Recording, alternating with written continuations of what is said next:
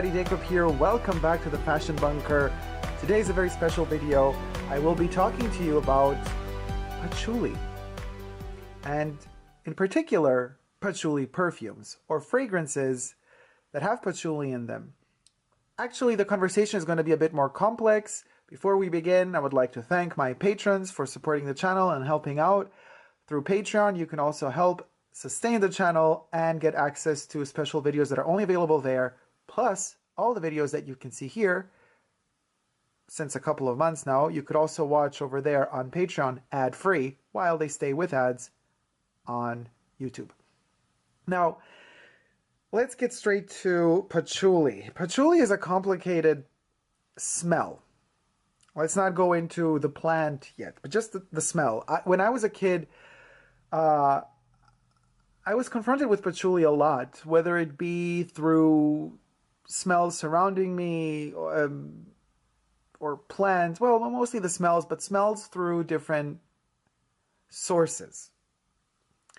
What does this mean? This means actually through perfume, through, believe it or not, even toilet paper, soaps, oils, kitchen, like cooking, repellents, bug repellents, and toys. We're going to get to all of that in a minute. Actually, we're going to begin straight off talking about what patchouli is. Now, oh boy, this is a huge conversation. Let's just say, when I was growing up, and I think in every generation, when kids hit puberty in school, they go through a rebellious phase, more or less. And that rebellious phase, for my generation, was definitely listening to The Doors, Nirvana, rediscovering the whole hippie movement. I had a lot of friends of mine from school that were into, joints and smelling of really cheap patchouli oil. There's a synthetic version of the patchouli oil. There's a natural version of the patchouli oil. And I think most of you know how bad synthetic patchouli can smell, or how a cheap patchouli oil can smell. And I've associated most of my youth basically to this kind of bad clothes and cheap smelling patchouli oil in combination with being rebellious for the sake of being rebellious without really knowing how to fight to make the world a better place. It was kind of like more of a fashion rather than a real movement.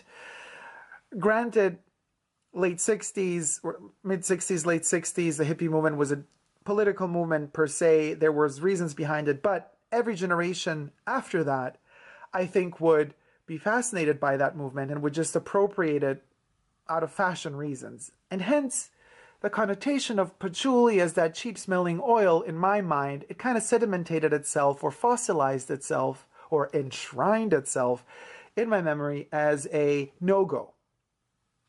Everything that smelled patchouli-like to me was associated with repellent. Like, I was repelled by it. Well, what is actually the patchouli plant? Now let's read a little bit together here. Patchouli, or the Pogostemon kablin, from Tamil Pakuli, is a species of plant from the family of Lamiaceae. I'm reading this in Latin. Commonly called the mint or dead nettle family. The plant grows as a bushy herb with erect stems reaching around 75 centimeters or 2.5 feet in height, and bearing small pale pink-white flowers. It is native to tropical regions of Asia and is now extensively cultivated in China, Indonesia, Japan, Cambodia, Myanmar, India, Maldives, Malaysia, Mauritius, Seychelles, Madagascar, Taiwan, Pakistan, Philippines, Thailand, Vietnam, South America, and the Caribbean. So it is all over the place, but the plant needs warmth. It also needs humidity. What is interesting to note, that the scent of patchouli has been used for centuries, way before the hippie movement,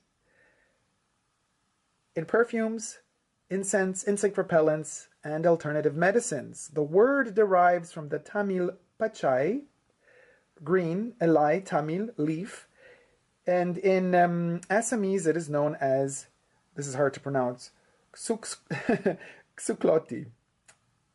Forgive me for butchering the word. And in Kannada, it is known as Pashethane. Now, of course, I probably butchered that name as well. But what is interesting to note, patchouli grows well in warm or tropical climates. It thrives in hot weather, but not direct sunlight. If the plant withers due to lack of water, it will recover well and quickly after rain or watering. So this little plant, you know, it's not delicate. It goes through hell and it just keeps on living. The seed-producing flowers are very fragrant and blossom in late fall. Hence, now, in early winter, is the time to smell it. Because if we have harvested it in late fall, early winter is when we get the products. Perfumes and such. So it's the best time to make this video now. The tiny seeds may be harvested for planting, but they are very delicate and easily crushed. Cutting from the mother plant can also be rooted in water to produce additional plants. Extraction of patchouli's essential oil is a steam distillation of the dried leaves, requiring rupture of its cell walls by steam scalding, light fermentation, or drying. The main chemical component of patchouli oil is patchoulol, a sesquiterpene alcohol. That was hard to pronounce.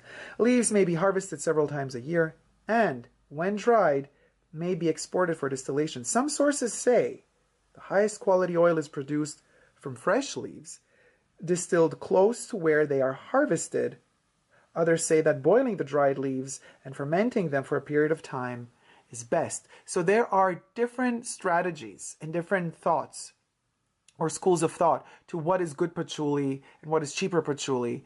But as they say for the Parmigiano Reggiano, the Parma cheese, they always say the best quality Parmigiano Reggiano is in Parma and in the region. And with every kilometer you go further and further away from the center of Parma, the quality of the cheese diminishes. They send out to the world the lesser qualities.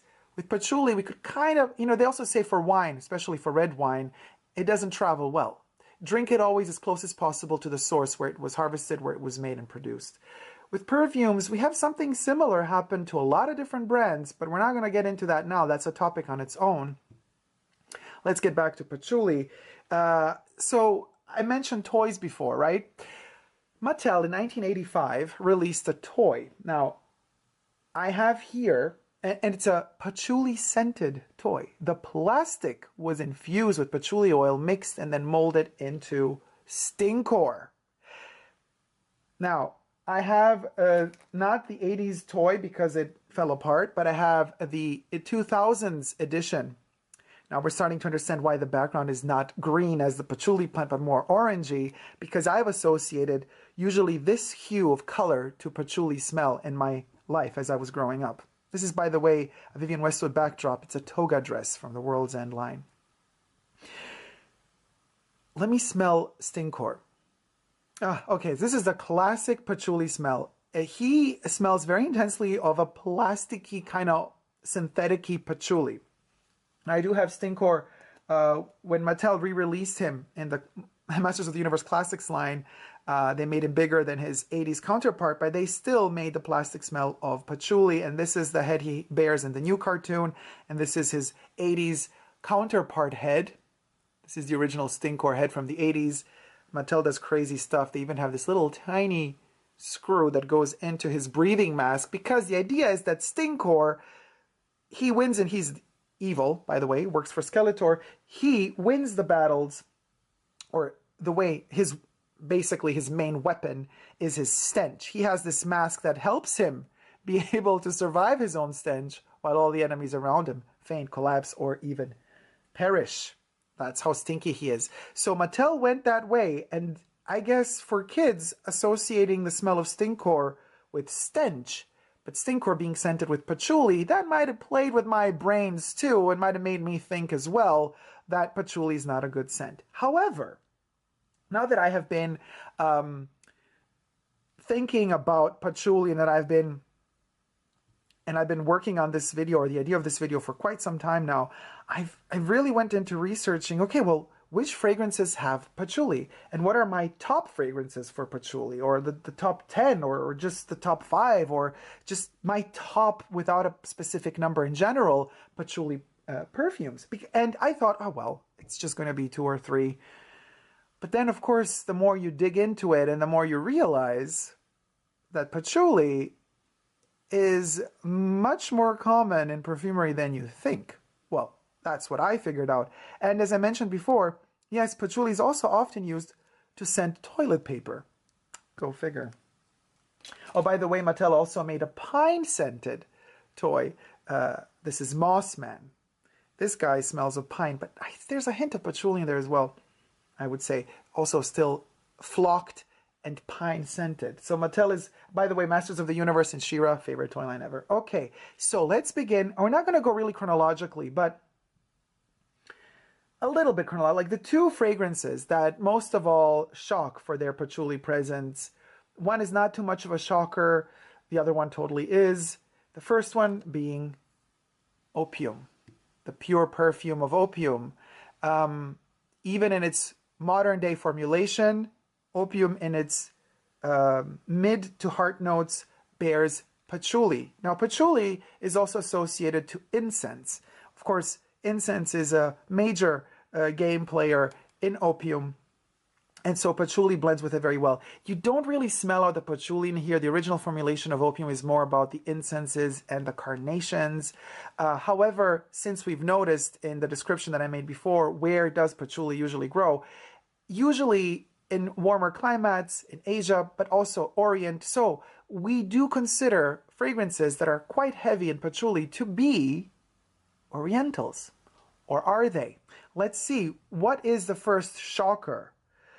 By the way, so Opium is a fragrance I love, and Opium bears within its DNA patchouli. So Dacob goes, okay, maybe I'm not, so anti-patchouli after all. This is a facet of patchouli. It's a way of rendering patchouli. Let's move on to the next. This is the shocker.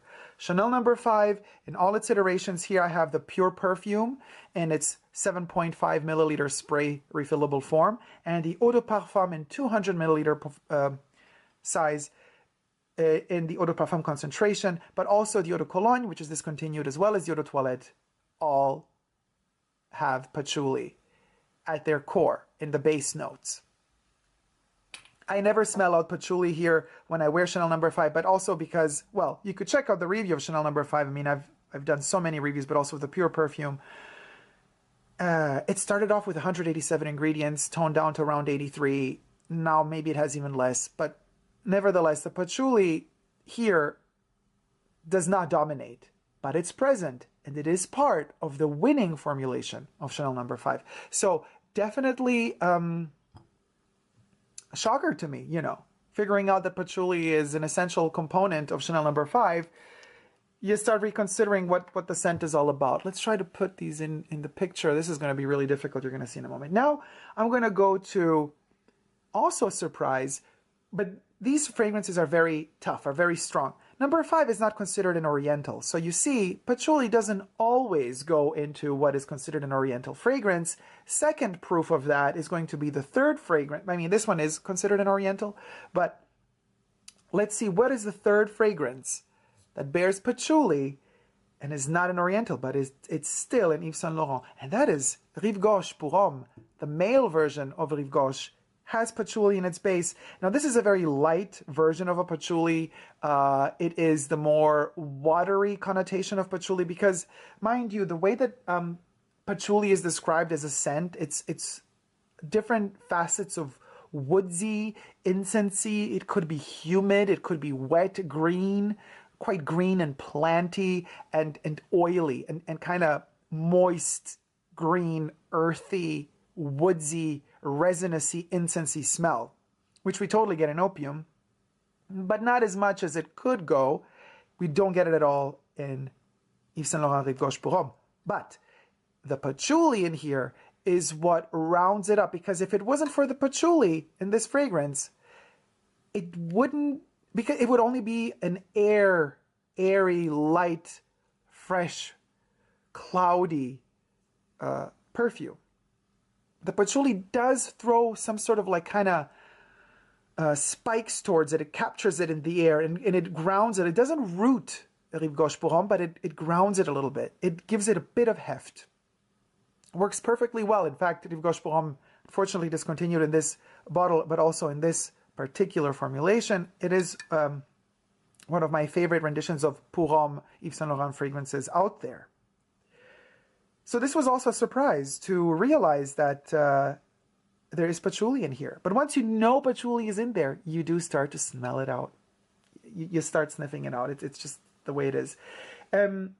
Moving on, historically, well, this is a 20s fragrance, a 70s fragrance. This one is, oh gosh, was it late 90s? Then discontinued early 2000s, I would say more like it. Then we go to the 80s. Anteos. Now, Anteos is a heavy fragrance, so it doesn't really surprise if I say that Anteos has patchouli in it. You could check out the review of this one in the card section up above or in the description box under this video. They only allow me 5 cards per video, so you're going to check out all of these links to all the perfumes that I have reviewed up to now in the description box down below, because it's going to be definitely more than 5, obviously. Anteos, with its honey as well, shows us just exactly how much Jacques Polge, who was the perfumer of this fragrance, worked for Chanel back then, how much he was actually obsessed with patchouli. Never really mentioned that much as a symbol of Jacques Polge's work for Chanel, but the more I analyzed patchouli and the more I realized Jacques was obsessed with patchouli.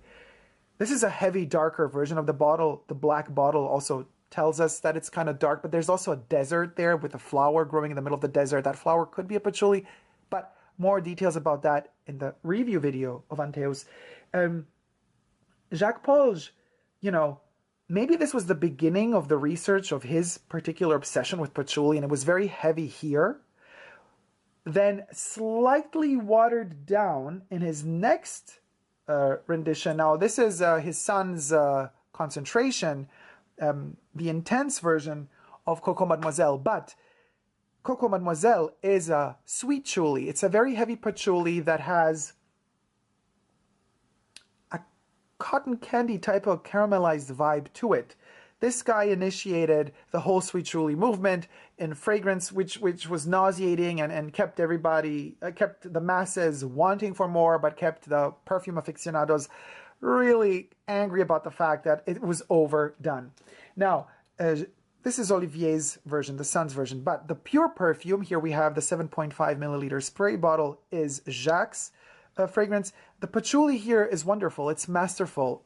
Especially, I have to say, this one was released in the early 2000s after decades, right? We could only, you could say it's been almost 20 years now. It has aged very well, and I am loving it. Not so much in the eau de toilette and eau de parfum form, but really loving it in the pure perfume, as well as in the relatively newly released intense eau de parfum version. Now, the patchouli here is a new discovery of patchouli. It's very different from Jacques' Anteos patchouli. It is a sweeter patchouli. There's no darkness in here. It can be cloying in the wrong weather and on the wrong skin type, and if you overdose it, but it nevertheless, in its dry down, it becomes more airy. This one doesn't. This was kind of like an experiment of the sweet patchouli, like where does sweet patchouli take us? And it was released right before this masterpiece here, Chance, also by Jacques Polge. This is the pure perfume, 7.5 milliliter splash bottle. It's as if, and I will be doing a review of this one soon, but I can tell you this already. This one was released after Coco Mademoiselle and is also patchouli heavy. And it feels as if Jacques with Coco Mademoiselle went to the sweet patchouli extremity, learned about it, understood it, and then tweaked it, fine-tuned the formula, and then released Chance. And in fact, Chance is a much more elegant version of Coco Mademoiselle. A lot of people say, oh, it is like Coco Mademoiselle. It's a different fragrance, and you understand his growth. You understand that he understood better how to work with patchouli, because the patchouli in Chance is a masterpiece. It's there, but it's not there. It's visible, it's invisible. It's really, really that good. It's a contrast of many, many things, and it's a great patchouli. Now we distance ourselves from Chanel for a minute, and another surprise to me, really. This one comes from the 90s, but I never envisioned it as a patchouli fragrance or patchouli-based fragrance. And I did promise this, and trust you me, a crazy review is coming up. But patience. Boudoir by Vivienne Westwood. 90s released fragrance. The first one, the original one. This one is all about the roses and the marigold, the tobacco, but also about the patchouli that's hiding in there. This is not a sweet chuli. This one was released way before the sweet chuli movement. This one is, because of the tobacco, I would say, and the marigold, it's a dirty patchouli. This one is more the sexualized context of patchouli. This one does not smell resinous or oily at all. On the contrary, this one is smoke. It clogs your neck and it makes you inhale as if your lungs were full of dust and it's hard to keep breathing. And yet it's so intoxicating and it envelops you and you want more. I mean, you can't say too much on this platform in particular, but let's say if it's as if you're, how do we make this user-friendly? If you're overindulging in certain activities that are very pleasant to the body, and you want to keep overindulging, but you can't because the body's just too irritated, can't go on, but you still go on, that's what this perfume is. Enough said about that. Wait for the review to come, but this is a wonderful way of rendering patchouli. Another surprise to me. Moving on from there, we get to Comme des Garçons Incense Series 3, not Incense Series 3, but the Incense Avignon. There are 5 fragrances in this collection. Not all 5 have a patchouli. This one has the strongest kind of rendition of the patchouli, however, that's why it's in this list. It is a wonderful, masterful way of rendering patchouli in a way that it smells as an incense. Now, I've mentioned before that patchouli does have an incensey connotation in the description of how the scent or how the smell is. And this is the perfect example of how incensey a patchouli can be. That's why it's definitely in this list of best patchoulis ever.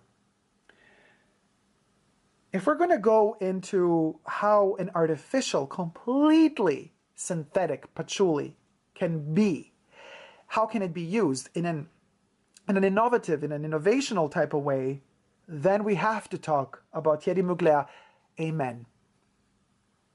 This one actually has 2 patchoulis listed. It has a patchouli in the heart as well as in the base notes. So this is a monster of a patchouli fragrance. It is that heavy and it is that cloying and it is also overly sweet. And I mean, of course, there are so many other ingredients in Amen and people either love it or hate it.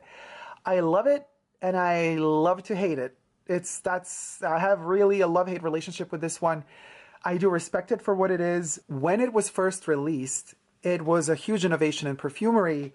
However, today, we can still appreciate it. It hasn't aged perfectly well. It is very secluded to its time. Now, it has seen many iterations of itself. There are many flankers out there of Amen. So it keeps redefining itself and reinventing itself in a way. But we're just talking here about the original one. But still, nothing else out there like this one. And this one will become, or will remain forever, I think, as long as humanity exists, a staple of perfume history within the given context of, what was it, late 90s, I think mid-late 90s. Can't remember now if this was early 2000s, but I think it was in the 90s. So now, these fragrances here explain to you actually why I am, well, more or less, because I have finished now describing the non-obvious patchouli holders. I mean, well, except for the sweet chuli and maybe opium. The other ones are not as obvious. And in fact, the sweet chuli here is not really the patchouli. It's sweetened down. But anyway, what I want to say is these fragrances here have allowed me to unlock inside of me, first of all, to free myself from that pattern of thinking whatever smells of patchouli isn't good, because I've been conditioned growing up that way. First of all, and second of all, they have allowed me to recalibrate my senses and my sensitivity to patchouli, allowing myself to appreciate it even when it gets delivered to me in a more pure form. What does this mean? Well, you'll understand in a minute. So we're going to get to the next fragrance with patchouli, and that is 31 Rue Cambon. Now this one is a big bottle. Can we put it up here maybe? Because there's like no more space. Upside down? No. So 31 Rue Cambon is another masterpiece of a fragrance. It is an haute couture fragrance. It is a fragrance where the labdanum is enshrined within patchouli, and that's what makes it so beautiful. And it shows us, furthermore, Jacques Polge's, the ex-perfumer of Chanel, obsession with patchouli. He delivers to his haute couture creation of a Chanel fragrance, which haute couture in fashion is considered and deemed the highest level of fashion creativity. He defined 31 Rue Cambon as an haute couture fragrance. So he put patchouli at the base of an haute couture fragrance. That just shows you how much he loved it, or still loves it, and how much his son Olivier follows that route. And why does he follow that route? We'll get to it in a minute. But so this one, had I not previously appreciated and loved all of these fragrances, I would have not fully understood the beauty of 31 Rue Cambon. So you see where I'm getting at. I'm getting to the point where these higher dosed patchouli fragrances, now that I can understand them better and that I've freed myself from my preconceived notions of things in life, I can now appreciate them. With the British accent, I can appreciate them. I hate saying appreciate. I like the sh more than the s in the appreciation. Anyway, okay, now back to Yves Saint Laurent and its oriental lusting. Here we have a fingerprint magnet. I really can't see it. Noble leather. It's a reflection of the lights. Yves Saint Laurent's Noble Leather. It even has, and this is not a tester bottle, it's a fingerprint magnet. But you can see the accords are even on the purchase bottles. You can't really read it, can you? It has patchouli at the bottom. So this one is a leather, saffron, dried fruits, vanilla, and patchouli. Oh my gosh, is the patchouli in here. A synthetic oil, but a heavy oil. It is so oily. It's a cloying oil. This shows us that had I not appreciated and learned to appreciate the other ones prior to this one, I would have never understood the beauty of this one, because you have to love patchouli in a certain way to be able to appreciate Noble Leather. In fact, many people haven't appreciated it. Hence, this was one of the first out of this line of Yves Saint Laurent perfumes that has been discontinued. In fact, unfortunately, Noble Leather is no longer amongst us. So, can we put it in here somehow? Somehow we can. Nothing more to say about this one except check out the review and the link underneath this video in the description box. Now, moving on to Olivier Polge. Jacques Polge, but Olivier Polge pushing it to the next level, Coromandel. Chanel's pure perfume of Coromandel. Now, the Eau de Toilette was created by Jacques Polge, the father of Olivier Polge. The pure perfume of Coromandel just came out in 2019, late 2019, released by Olivier Polge. This is patchouli at its most noble level. Yes, that's what we can say. It is patchouli at its most noble level. It is a patchouli that it's pushed to such an extreme, with, of course, all the added other ingredients, including that white chocolate everybody always talks about, that makes it incredible. If you do not like white chocolate, that's fine, because a lot of people cannot smell the white chocolate out of here. I really love it. I think the white chocolate really tones down the patchouli in a way, but also elevates it.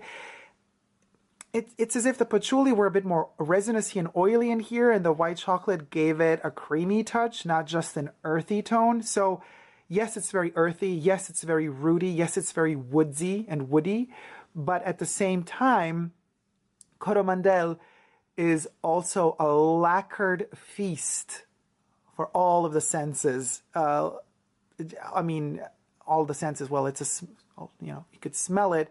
You can't really taste it, but you can envision the taste of it. And because Coromandel panels are envisioned to be Coco Chanel's Coromandel panels that she brought from China, that gives us another layer of a tactile sense. You can almost feel as if you could touch those Coromandel panels in 31 Rue Cambon, in Coco Chanel's apartment, when you smell this fragrance. So it does have that power. But again, it can only be appreciated and loved if you do understand all of the facets and aspects patchouli can deliver to a fragrance. Otherwise, you cannot appreciate this one. And it's going to be tricky. I'm going to lay it down like this because I don't want it to leak. You could check out the review of the Pure Perfume, by the way, also in the link down below. Now we're getting to the final fragrance. And this one really, really takes the cake. Some of you might have guessed by now, but for those of you who haven't guessed, the name says it all, you guys. It is Patchouli Imperial by Dior. Christian Dior's Maison Dior exclusive fragrance. And this is a 40 milliliter bottle, but you could also get it in 125 ml as well as 250 ml. I think they still produce a 450 ml splash bottle as well. This one, in its pre-reformulated version, as well as in this, what I have here, reformulated version, is incredible. The reformulated version is a little bit more wearable also during the day. The pre-reformulated version is just so intense that it kind of kills everybody around you. This is, if we can really believe that there are ways of harvesting patchouli, creating patchouli, the essential oil, in a good way, right? Then this one delivers that high-class version of patchouli because it is so imperial. If I said before that Coromandel delivers, or Noble Leather even, that they both deliver a noble version of patchouli, well, this Dior here delivers the imperial version of patchouli. It is one step higher, but it is wet in the right way, not resinousy and oily, but rather moist and soft at the same time, while being very determined and precise. And that precision is exactly what the cheap patchouli oils lack, to my nose. They vibrate out of rhythm. Because to me, perfume is like music. It has a vibration. It has a certain tact to it. And when it's very synthetic-y and not well balanced, it kind of vibrates all the time and it's scratchy, right? This one does not vibrate. This one flows in such harmony with itself and with everything around it, and also with the combination of the other ingredients inside of here. By the way, you can also check out the review of Patchouli Imperial. I've done this one as well on my channel. Link is in the description box down below. This one definitely delivers the best patchouli out there for my nose. And mind you, I'm a person who has fought with patchouli for a long time, and getting to know it, understand it, accept it, and even love it, it took me a while. I have smelled many more fragrances than these throughout my active research about patchouli, but these are the ones that are my favorite patchouli fragrances. And some of them are super famous, some of them are not at all. And some of them are niche, some of them are not, some of them are discontinued, some of them are still in production. So I've tried really to kind of deliver a relatively rounded selection here. But these are perfumes that I use. And I use this one a lot as well. Lately, a lot while I'm traveling too. So how do we put this nicely there? So this would be my selection. My top patchouli fragrances, my reasons why I love them, my reasons how I discovered them, a little bit of history about my past as a kid, yeah, here's another patchouli fragrance to add to the mix, Stinkor. So, yes, to many of us, patchouli stinks. To many of us. Well, I'm not one of these people anymore, but to many other people like me, it doesn't stink anymore. You just have to figure it out. You have to understand it. Just like with people, also with perfumes, you gotta give them a chance. You have to listen to them. You have to understand them before you judge them, because God knows we are so quick at judging. We are so quick at delivering a judgment, an ultimate judgment about everything without even knowing shite about it, without knowing anything about it. And yes, sometimes our opinions, as ignorant as they may be, they come out of a gut, and sometimes they are just right. You got to follow your gut instinct, but sometimes they're also wrong. And I was wrong about patchouli because I was influenced all my life to think that it was a negative thing. The connotation around it was bad, when in fact, it was far away from the truth. It's actually really good. Thank you guys so much for watching. If you like this video, please do thumb it up and let me know what you think about patchouli and what are your favorite patchouli-based fragrances in the comment section down below. For my patrons, please stay tuned because after this video, we will continue a bit longer with the secret behind the top patchouli fragrances continuation of this video. For the rest of my viewers on YouTube, thank you so much. I love you very much. And if you haven't already, please consider subscribing to my channel here on YouTube. I'm also on Instagram, Facebook, and Twitter, superdacob, all spelled together. And now, until next time, I say never give up on love. Love you all. See you soon. Take care. Bye.